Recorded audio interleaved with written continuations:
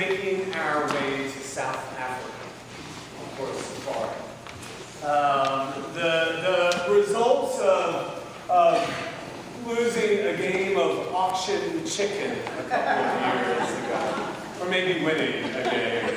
There's a story to that, but my wife's here, so I'll tell you some other time. Some of you know that it's actually not going to be my first time in South Africa, that now, 28 years ago, I lived there for a stretch of time. It was a powerful time to be there. Apartheid was just coming off the books. I worked with farm workers who were being abused and who were trying to educate themselves, many of them illiterate. Because we're going back, I've been thinking about how it was that I ended up there.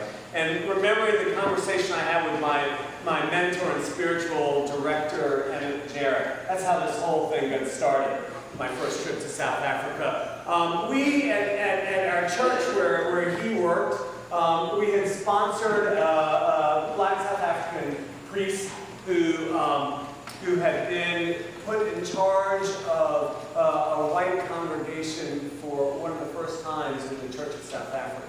And the results had been tremendous violence. He had been arrested, he had been thrown in jail, his wife had been fired. It had just been a mess. He had come to the U.S. for some sanctuary and respite. And then he had gone to South Africa. It had been a wonderful experience for the church where I was serving at that time. And so I'm sitting in the living room of my spiritual director, Emmett, and we're talking about Lulama having been here, and I say, you know, boy, someday I would love to go to South Africa. And he claps his hands and he says, that's great, we want to send someone, so we'll take you. And I stammered and I hemmed and hawed, and I said, no, I've got plans, and you know, I said, I'm doing this and I'm doing that, and he looked at me, and Emmett had this just great, wonderful smile about his chubby-cheeked and bushy sort of face. He looked at me and he said, well, you know, Jesus can be quite the disruptor. I mean, what do you say to that? I got on the plane and went to South Africa. Today in the gospel, we get Jesus being quite the disruptor, now don't we? I have to say somewhat parenthetically, I rather enjoy this gospel story, if for no other reason. It seems like Jesus is kind of having a bit of a temper tantrum, and that makes me feel a little closer to him. It's nice to know that Jesus can have just a fit every now and again. But there's more than just having a fit that's going on here. So what you kind of picture is this huge sort of synagogue campus with a variety of circles of activities before you get to the kind of the inner sanctuary there. And on the outer edge of the activity, there are tables for money changers. The money changers are there because as you come in with your Roman coins, you need to exchange them for temple currency to pay your temple taxes. There are also, in a different portion of the yard, there are also people there with animals. Now, they're there selling those animals because faithful Jews would make a burnt offering, a burnt sacrifice of animals as part of their worship. And those animals had to be pure, had to be unstained in any way. And so the merchants would come with their pure and undefiled animals. And they'd be sold and then taken into the inner sanctum for that sacrifice. Jesus sees all this going on, and he has a fit, right? And he just curses them, and he turns the tables over. You can imagine the coins flying around, and he gets the whips, and he runs the animals out, and you can imagine the bleeding of goats and chickens and all of that. They're scurrying about, and he just creates this tremendous scene. And people would have been in the yard watching and thinking, what are you doing? What's come over you? And they would have been, I mean, I think if you were there, you'd be pushing back and you'd be what's going on? Has he gone crazy? Has he lost is a chaotic scene. And it seems to make sense. I mean, imagine if we were selling chickens out there, right? Don't worry, I'm not going to do that. We're not. I mean, it seems to make sense why Jesus would be so irate. But here's the thing. What was going on out there, I mean, it really was a part of the temple life. You needed to pay your taxes in the right coins. You needed to present your animals who were in the right form. It really was all part of the normal temple business. So why exactly is Jesus so irate? Why is he turning the tables over? Why is he being so disruptive? The answer, I think, is this.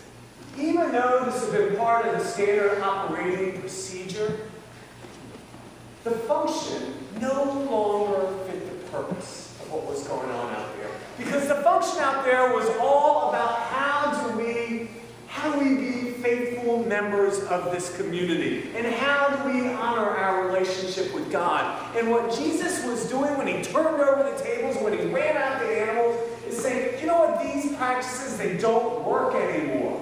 They don't help you get closer to God. They don't help you live into a more faithful life. They don't make you a more faithful community. So let me turn over the tables. Let's wipe the slate clean and let's start all over again. Let's even tear the temple down and build it up anew. Because the old ways just aren't working anymore. It's a scary thing to think of when the old ways don't work anymore. Because we get pretty good at our routine. They're familiar, they're practiced, they're comfortable. And sometimes we need Jesus to come in and turn over the tables and disrupt our lives. To make sure that we are still on the creative edge of our relationships. That we are still being mindful and attentive to what we're doing, not just going through the motions. That what is practiced has perhaps lost its vigor. Jesus comes and turns over the tables and says, do something new, do something different. All right, now if you're sitting there and you've been a member of St. Luke's for a long time and you're thinking, oh my God, what is he about to announce? Don't panic. But I will say this. After this service, Dante and I are going to get together with the Sunday school teachers, and we're going to talk about doing something new with Sunday school. We're going to look at what we've been doing for so many years, from top to bottom, from when to how, and we're going to ask the question, well, how can we do something different? Now, I'm hoping you're not going to be turning over any tables in the classroom, are you? Okay, all right.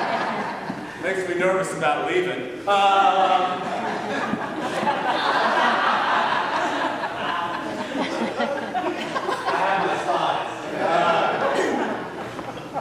But we're going to be asking the question, so is the function of how we've been doing Sunday school, does that still meet our purpose? And that's just one example. For us here at St. Luke's, I think we always need to make sure that we're on that creative, spirit-filled edge, so that our practices, even if they have started for good reason, even if at one time they were life-giving, even if we believe that we're meeting God in those practices, so that our practices stay dynamic, stay creative, stay spirit-filled. I think that's true for here. I think that's true for our own individual lives. Jesus is a disruptor sometimes. And Jesus constantly is coming into our own homes, our own lives, and turning over tables in one way or another. And the power of that is that it invites us to think fresh, to think new. To think, maybe this routine is time to put it aside. Maybe it's time for me to try a new approach so that I can stay attentive to the way God would have me be. So let me ask you this. What tables in your homes, in your lives, might Jesus come to turn over? Now, yeah, it's messy. Yeah, it's scary. But it is the way, first of all, that God gets our attention. And second of all, it is an invitation to new life, to a new way of being, to a new way of knowing how God is acting in our lives and in your midst. Where might Jesus be coming to turn tables over in your life? It's scary, to be sure, but you know what? I think the worst thing isn't the thought of Jesus coming into my home, into my life, and turning the table or two over. I think the worst thing is to imagine that Jesus might not come into my life at all.